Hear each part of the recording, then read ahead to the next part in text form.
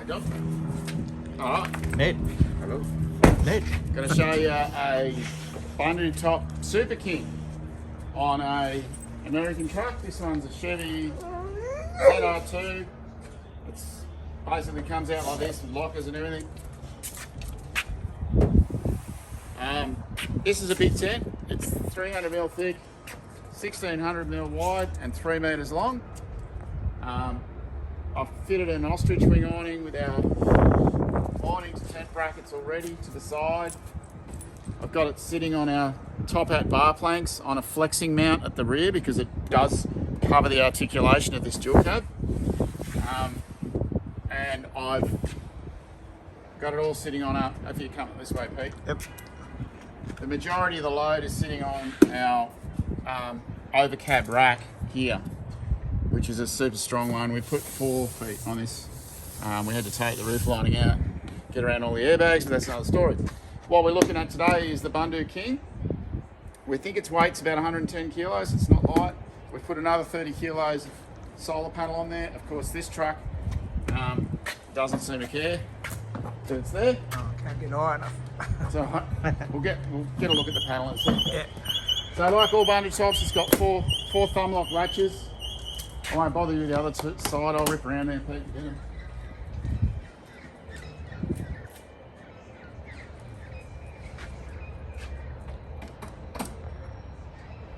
The solar panel kit that we put on this one, we had to make special for this panel. We've got a 600 watt Jinko solar panel on there. It's a household panel, weighs just about 30 kilograms. It's so long, in fact, it's 2.5 meters long and 1300 millimeters wide, that we had to make a 4-way aluminium full-length kit.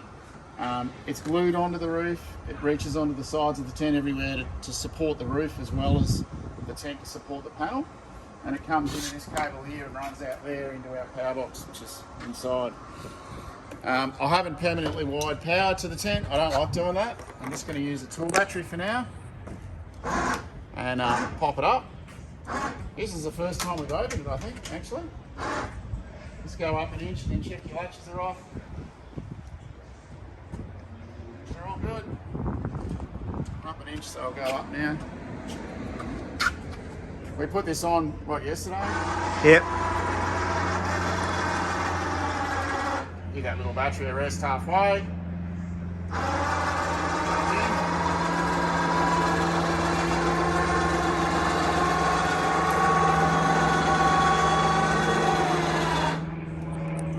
There you go. You might have seen some of these have got pretty massive potential to cut out the floor. That's definitely the intention of this one. Posties here. Cut the floor out. You've got a full walk-in camper, basically an American truck camper. These are sort of pushing around $8,500, I think, Australian, maybe a little more. I need to check that up, but that gives you a hell of a lot of American truck camper and fairly light, 110 kilos. I think the Go Fast campers, which is a nice one in the US, they're about 14,000 and about 150 kilograms. So.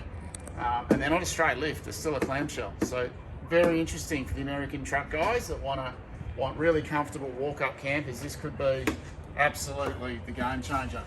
Now the skirt around the sides gives you no water ingress through mesh in windows, basically in rain and stuff like that. The lifting mechanism itself is aluminium, so you get a nice rigid wall. You're not getting any flapping at night. And I'll give you a little look. I've got longer arms, do you want me to? Yeah? Thanks, Pete. I'll climb up the truck and get you in there to have a look. That's the tailgate.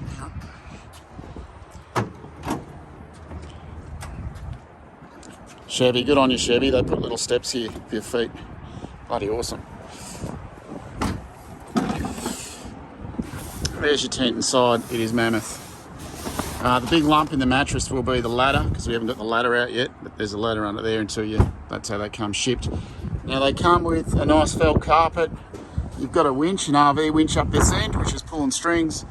The modern 2024 Super King has twin blocks here in the middle, 1, 2, and they facilitate the pulley strings, which pull the arms up to give you your stiff walls, and they also erect the little skirt, which actually when you're in here looks a lot bigger than it is. It kind of cuts half of it.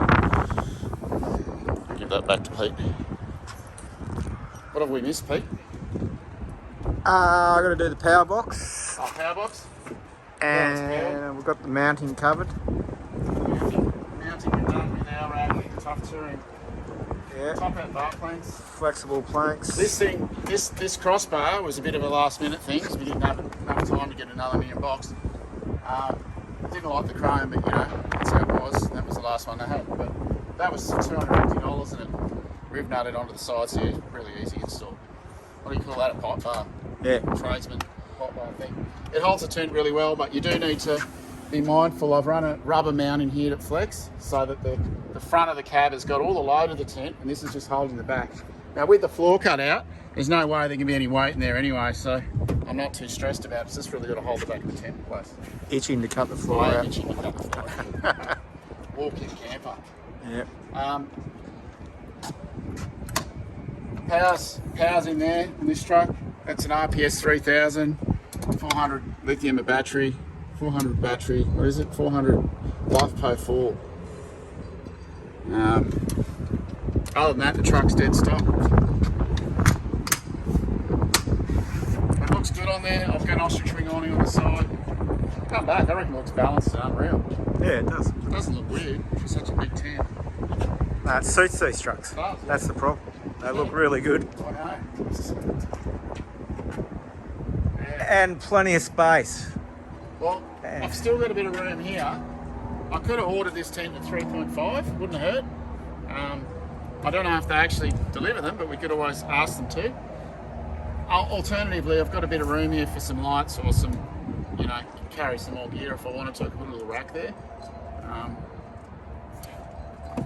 Is where it is. That's where it ends up at the moment.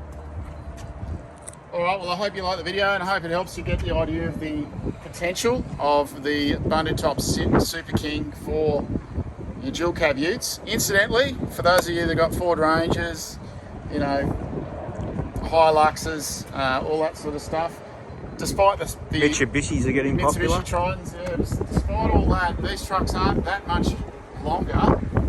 The roof space available on these is 1400 instead of 12. 1225 is pretty typical on most of the Hiluxes and Rangers and that. So it's a little bit bigger, we're talking this much bigger. As for the tub tray, the American trucks are pushing 1.9 metres. A lot of you guys are running canopies at 1800 and most tubs are 1650. So if you do the maths backwards on that one, you could do a walk-up camper on one of these on your Ford Ranger or your Hilux and all that would happen was your tent would be there on the rack. It would actually be perfect. Yeah. If you got an American truck, 3.5 might be just a little bit more perfect. But if you're trying to cover it all and make a truck camper, which is obviously the next step from roof tents. For old guys like me, getting there, I've got that ability with this thing to literally walk up with a ladder or use the truck here and climb into the tub and step up in the tent, which, you know, is... Yeah, you'd have another little... I'd have another little ladder here and I can walk up and in and I can do little things in here. I can cover this in so no one's nicking all my stuff. You got a house in here. Yeah, a little house to get out of the wind, you know. Pretty good. Couch. I'll put a fishing rod. Fireplace. Big screen TV. Big screen TV set. It'll just taken up by a red dog, I reckon. You just get in there and stick it all up. Oh, yeah. Where'd he go anyway? He's camera shy all of a sudden. Nicked off. All right. Looks great. Yeah, cool. I won't put the awning up. You can look that up somewhere else. It's pretty good.